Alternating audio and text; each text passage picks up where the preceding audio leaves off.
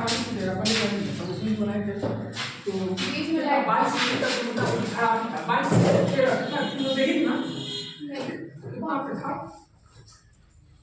क्या सर कितना पे था उस जो लाइट खड़ा हुआ था 12 मिनट की मशीन खड़ा था 17 मिनट था वीडियो पूरा वीडियो 45 मिनट का नहीं वो जो लाइट का ऑफ था वो लाइट ऑफ 20 मिनट 22 मिनट था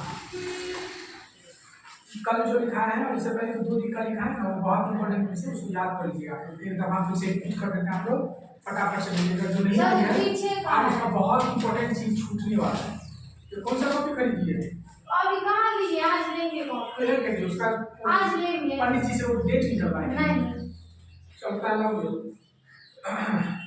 संविधान सभा का पहला बैठक कब हुआ था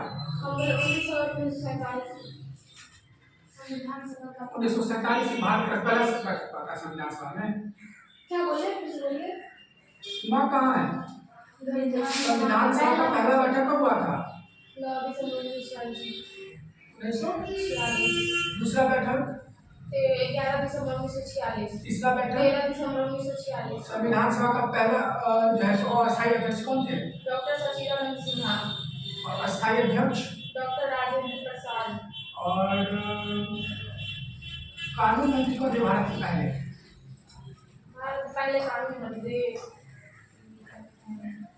भीमराव अम्बेडकर ठीक है अच्छा उद्देश्य प्रस्तावना किसने पेश किया था जवाहरलाल नेहरू पंडित किसने किया था पंडित जवाहरलाल नेहरू ठीक है और कितने तारीख को पेश किए थे 13 दिसंबर 1946 13 दिसंबर 1946 ठीक है अमेरिका का संविधान कब लिखा गया था पेरिस खेल के मैदान में उसके बाद पाकिस्तान के प्रथम प्रधानमंत्री कौन थे मोहम्मद लियाकत अली पाकिस्तान के प्रथम गवर्नर जनरल कौन थे अली जिन्ना मोहम्मद अली जिन्ना भारत और पाकिस्तान का बंटवारा किसने किया था रेड क्लिफ ने और भारत और पाकिस्तान के बीच की जो सीमा रेखा है उसको क्या कहते हैं रेड क्लिफ रेखा कैबिनेट मिशन भारत कब आया कैबिनेट मिशन भारत कब आया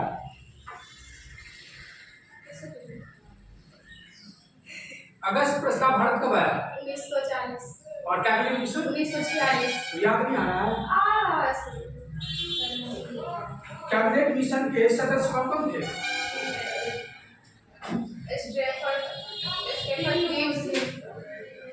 स्टेफन क्रीम्स एबी अलेक्जेंडर और पैट्रिक लॉरेंस भारत का प्रथम शिक्षा मंत्री कौन थे अब्दुल कलाम आजाद नहीं याद करके भारत का प्रथम महिला राष्ट्रपति कौन थी इसमें लिखा है इसमें नहीं भारत की प्रथम महिला राष्ट्रपति कौन थी श्रीमती प्रतिभा देवी सिंह पाटिल और भारत का वर्तमान राष्ट्रपति कौन है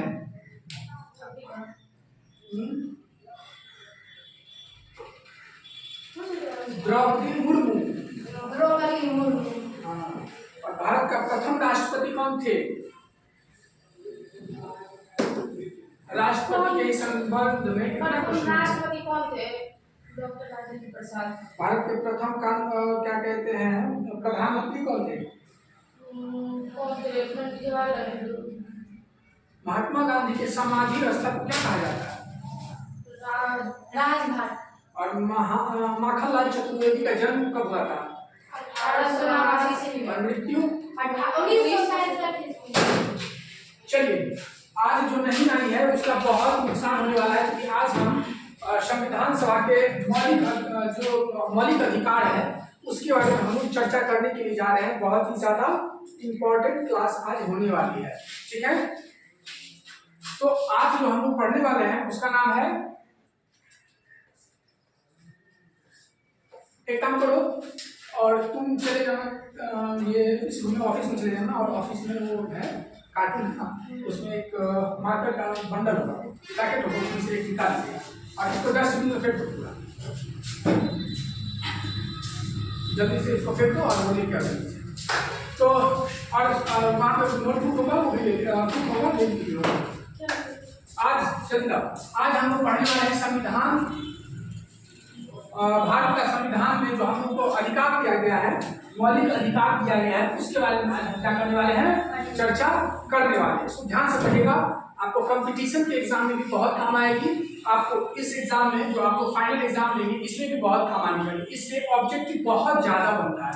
और जिसको ये वाला भाग जिसको पता होगा संविधान का ये तो उसको बहुत ज्यादा क्या होने वाली है, बेनिफिट होने वाली है। ठीक है, चलिए लोग स्टार्ट करते हैं। देखिए हम लोग जो आज पढ़ने के लिए जा रहे हैं उसका नाम है मौलिक अधिकार।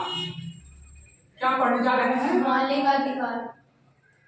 देखिए संविधान हमारा जब लिखने की काम स्टार्ट हुआ था 9 दिसंबर 1946 ईस्वी को, ध्यान से पढ़िएगा, 9 दिसंबर 1946 ईस्वी को हमारा प्रथम बैठक हुआ था। क्या हुआ था, संविधान सभा का पहला बैठक जो हुआ था 9 दिसंबर 1946 ईस्वी को। और अंतिम जो बैठक हुई थी जिस दिन हमारे सभी संविधान का जितने भी नियम कानून अनुच्छेद भाग जो भी डिसाइड करना था वो सारा डिसाइड हो गया था।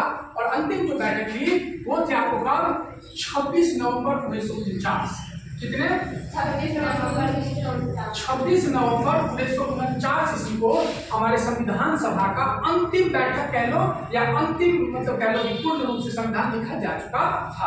तो लगभग इतना दिन में 2 वर्ष 11 महीना और 18 दिन लगा संविधान लिखने में। कुल मिला के 2 वर्ष 11 महीना और 18 दिन का ये हुआ।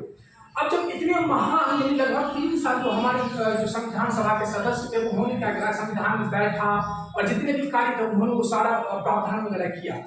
उसमें बहुत सी चीज़ों पे बहुत ज़्यादा बहस हुई, जैसे कि व्यस्त मताधिकार के ऊपर बहुत चर्चाएं हुई, बहुत घमासान एक तरह से वार्तालाप हुआ। भारत का राष्ट्रभाषा होगा कि राज्यभाषा होगा, इसके ऊपर भी बहुत ज़्यादा क्या हुआ, घमासान हुआ, यानी भाषा के ऊपर बहुत ज़्यादा ये हुआ। उसके बाद क्या कहते हैं आपको, आरक्षण के नाम पे बहुत ज्यादा घमासान हुआ संविधान सभा में। संविधान के सदस्य, संविधान सभा के जितने भी सदस्य थे बहुत उसमें अपना मत प्रकट कर रहे थे कि इनको अधिकार मिलना चाहिए, इनको इतना अधिकार मिलना चाहिए, उसको आरक्षण मिलना चाहिए। इस पे बहुत घमासान हुआ। भारत का जो है क्या कहते हैं भाषा को समझा गया, झंडा कैसा होगा, है ना, संचालन कौन करेंगे, संचालन समिति का निर्णय लिया गया कि गठन किया जाएगा। हाँ, संचालन समिति का मतलब होता है कि संविधान सभा को संचालित कैसे किया जाएगा, पूरा संविधान को कैसे चलाया जाएगा, उसके लिए एक समिति बनी थी, उसको संचालन समिति बोलते हैं। और इसी प्रकार से कई समितियां बनी थी जिसमें से संचालन समिति हो जाएंगे, संघ समिति हो जाएंगे, प्रारूप समिति हो जाएंगे, प्रांत समिति हो जाएंगे, झंडा समिति हो जाएंगे, भाषा समिति हो जाएंगे, आरक्षण समिति हो जाएंगे, कई प्रकार के समितियों का गठन किया गया। ये सब हम पढ़ चुके हैं। अंत में ये बात आती है कि संविधान जब मेरा पूरी तरह से लिखा जा चुका था तो उसमें याद रखिएगा 8 भाग थे। कितने भाग थे, 8 भाग थे। साथ ही साथ 395 अनुच्छेद थे। कितने, 395 अनुच्छेद थे।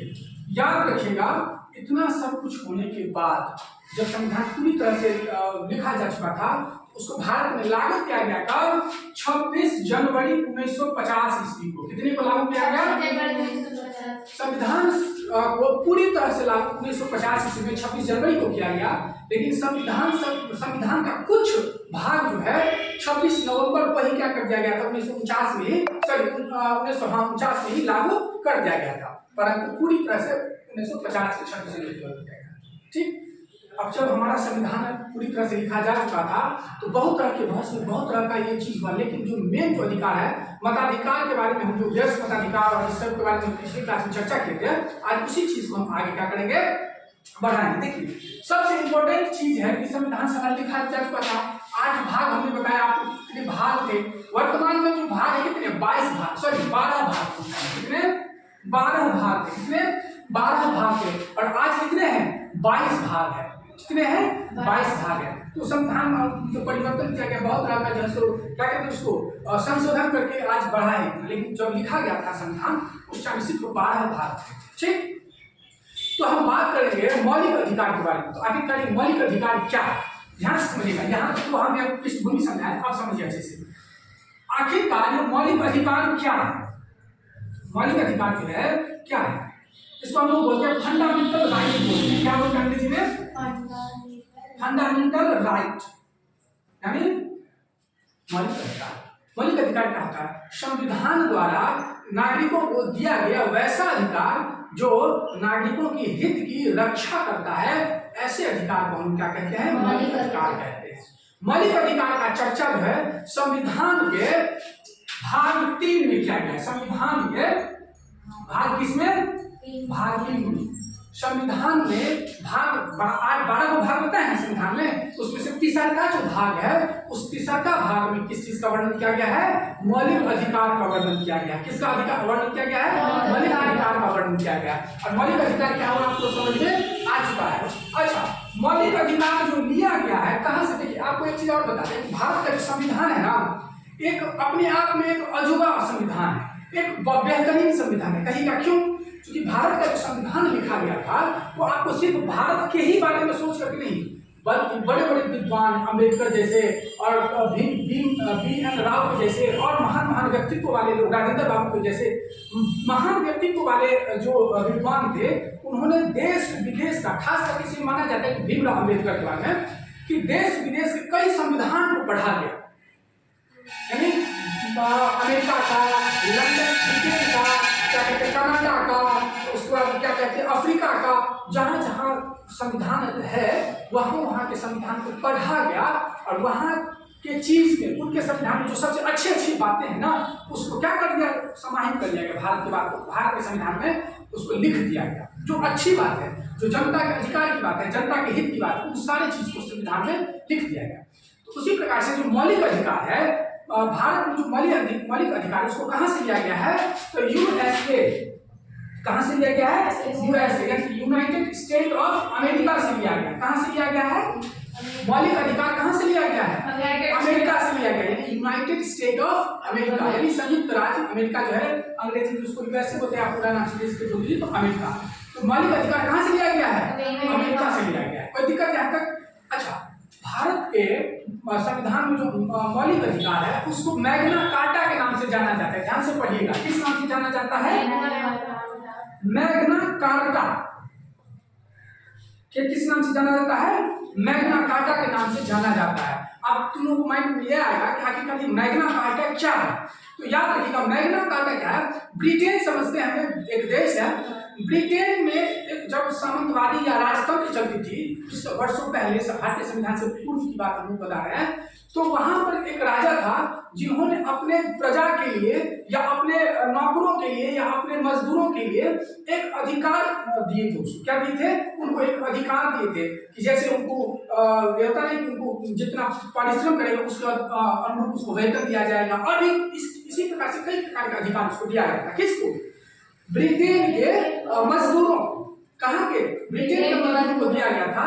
तो इसीलिए उस ब्रिटेन में जो अधिकार दिया गया था वहां के मजदूर को, तो उसी अधिकार को कहा जाता है मैग्ना कार्टा। क्या कहा जाता है? Magna carta. बोलो, मैग्ना कार्टा बोला जाता है। आखिरकार मैग्ना कार्टा के कॉन्सेप्ट आपको समझ में आ गया होगा। मैग्ना कार्टा जो है ना, आपको क्या है? एक अधिकार है। क्या है? मैग्ना कार्टा एक अधिकार है जो ब्रिटेन में सबसे पहले दिया गया था वहां के मजदूरों को। किसके द्वारा? राजा के द्वारा दिया गया था। और यही अधिकार जो है हम लोग भारत के संविधान जब हम लिखते हैं तो भारत के संविधान में भी जो अधिकार है, मौलिक अधिकार है, वो जनता को अधिकार ही दे रहे हैं। तो इसीलिए इस अनुच्छेद को, भाग 3, भारतीय संविधान के भाग 3 को मैग्ना कार्टा के नाम से भी जाना जाता है। यह आपको एग्जाम में ऐसे पूछा जाए कि मौलिक अधिकार को अन्य किस नाम से जाना जाता है? तो मैग्ना कार्टा के नाम से जाना जाता है। कोई दिक्कत इसको समझने में? कोई दिक्कत नहीं है। अब हम बात करेंगे, मैग्ना कार्टा का कॉन्सेप्ट समझ में आ गया। अब मौलिक अधिकार जो है, अब अनुच्छेद समझिए। भाग तो समझ में आ गया, अब अनुच्छेद समझिए। हमने बताया आपको कि भारत का संविधान जब पूरी तरह से लिखा जा चुका था और 26 जनवरी 1950 को जब लागू किया गया तो उस टाइम में 395 अनुच्छेद थे। कितने? 395 अनुच्छेद थे। उस 395 अनुच्छेद में याद रखेगा, जो मौलिक अधिकार का जो बात करता है, मौलिक अधिकार की जो कानून है, नियम है, वो कितने से कितने तक? तो अनुच्छेद 12 से लेकर के 35 तक। कहां तक? 12 से लेकर 35। ध्यान से समझेगा, अनुच्छेद 12 से लेकर के अनुच्छेद 35 तक जो है वो किसके बारे में चर्चा करता है? भारत के मौलिक अधिकार के बारे में, भारत के नागरिकों के मौलिक अधिकार के बारे में चर्चा करता है। कहां से कहां तक? अनुच्छेद 12 से अनुच्छेद 35 तक। कोई दिक्कत इसको समझने में? अब हम बात करते हैं मौलिक अधिकार। यहाँ तक कोई दिक्कत नहीं है, आगे बढ़े। अब हम यदि इससे आगे हम लोग बढ़ते हैं तो एक और चीज समझ लीजिए आप।